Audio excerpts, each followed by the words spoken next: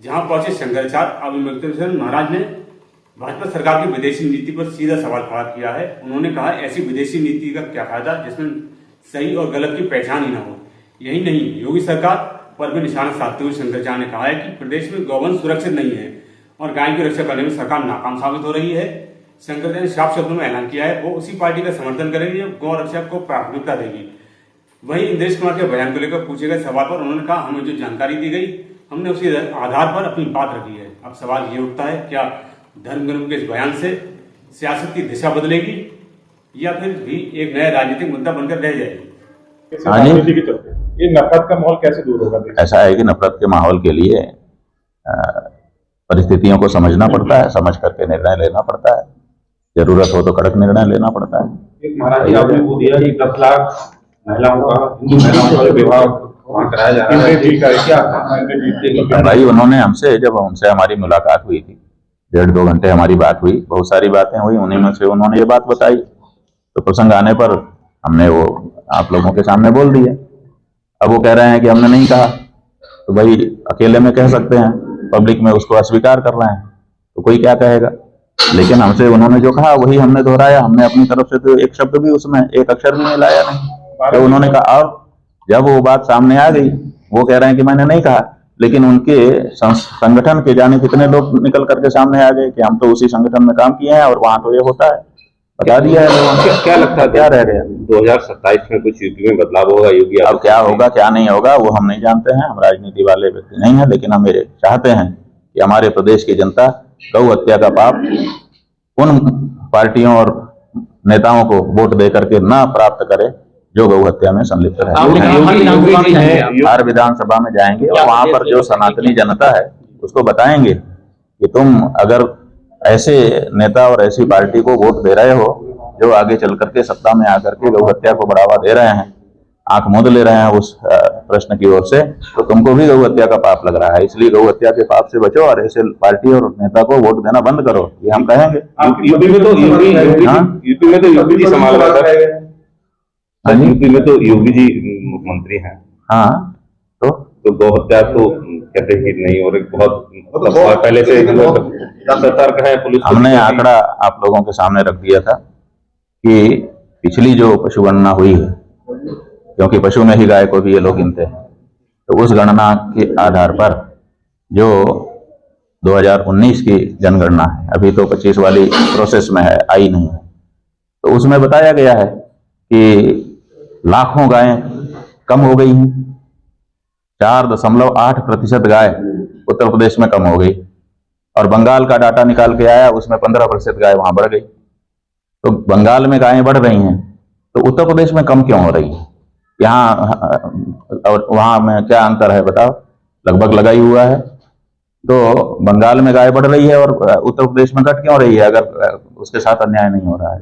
इस आंकड़े का जवाब पशुपालन मंत्री ने, आपके बरेली वाले हैं, क्यों नहीं दिए? उनको बताना चाहिए था ना कि ये कारण है जिसके कारण से हमारे यहाँ घट रही हैं और बाकी जगह बढ़ रही हैं। बताया नहीं उन्होंने अभी तक।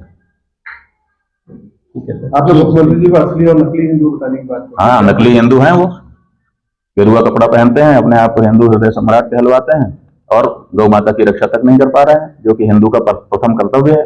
नकली नहीं कहेंगे उनको, जो नकली होगा उसको नकली नहीं कहा जाएगा।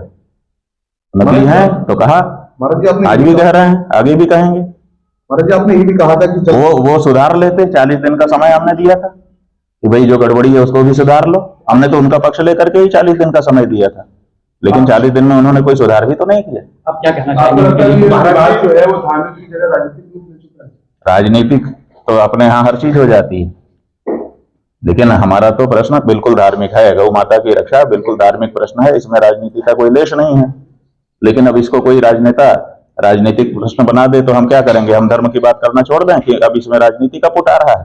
हमारा तो प्रश्न धर्म का है और पूरी तरह से धार्मिक है। हमारी कोई पार्टी नहीं है, हम किसी से वोट अपने लिए नहीं मांग रहे हैं, लेकिन हम अपने मतदाताओं को जागरूक कर रहे हैं कि भाई गौ हत्या का पाप अपने माथे मत लो ऐसे लोगों का समर्थन करके। तो किसका समर्थन करें? जो शपथ पूर्वक घोषित करेगा कि मैं पहला काम जीतते ही ये करूंगा, उसी का समर्थन ऐसा लगता है कौन सी ऐसी पार्टी है जो अभी तक कोई निकल के नहीं आई? अभी तक कोई निकल के नहीं आया।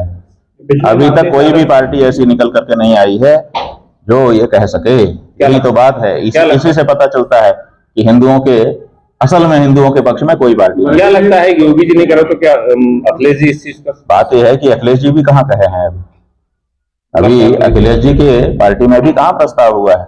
हम तो प्रतीक्षा कर रहे हैं कोई पार्टी कहे, और नहीं कहेगा तो फिर स्वाभाविक है कि हम जो पार्टी कहेगी उसकी सपोर्ट करेंगे आप? हाँ, जो पार्टी कहेगी, जो पार्टी गौ माता की रक्षा के लिए शपथ पूर्वक अब घोषणा करेगी कि मैं शपथ पूर्वक घोषणा करता हूं कि जीतते ही पहला काम गौ माता का करूंगा, तो उसको हम लोग वोट करेंगे, नहीं तो नहीं करेंगे। बरेली में ही सिद्धू ने इस्तीफा दिया था, पार्टी में। ठीक है, वो उनका प्रश्न है, वो क्या कर रहे हैं, हम उनसे इतना थोड़े जुड़े हुए हैं कि उनकी हर बात पे हम वो करें। उन्होंने इस्तीफा दिया था तो आप ही के समर्थन? हाँ, हमने बिल्कुल हमारे समर्थन में दिया था, हमने उसकी प्रशंसा की थी, हमें अच्छा लगा था।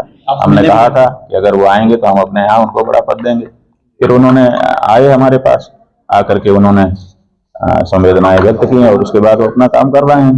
हम उनको अच्छे काम के लिए किसी को भी समर्थन दिया जाता है, उनको भी दे रहे हैं। अच्छा काम पर करें वो। अगर वो गौ माता की रक्षा के लिए तो अरे इससे अच्छा क्या होगा, हम तो कहते हैं कोई भी खड़ा हो जाए गौ माता की रक्षा के लिए। अभी देखिए, अभी आपके बरेली से ये ऑल इंडिया मुस्लिम मजलिस है, इसके लोग आए थे 15-20 लोग, और वो कह गए कि गांव को राष्ट्र माता घोषित करिए, तो हम तो उनका भी स्वागत कर रहे हैं। चलो भाई आप आओ, कोई तो आए। गौ माता की रक्षा से हमको तात्पर्य है, हमें किसी पार्टी से, इस पार्टी से, उस पार्टी से, इस जाति से, उस जाति से, इससे थोड़े तात्पर्य है। हमें गौ रक्षा से तात्पर्य है, जो कर देगा वही हमारा होगा। ऐसा है कि आप लोगों ने जनता के सामने सब रख ही दिया है, हमारा उसमें कुछ बचा नहीं कहने। आप जगतगिरी में हैं, हाल फिलहाल में आप देख रहे हैं पूरे विश्व में इस समय काफी युद्ध चल रहा है कई जगहों पर, क्या लगता है इसके बारे में, क्या सोचते हैं, क्या? ऐसा है कि ये वर्चस्व की लड़ाई है, कोई न्याय की नीति की लड़ाई तो है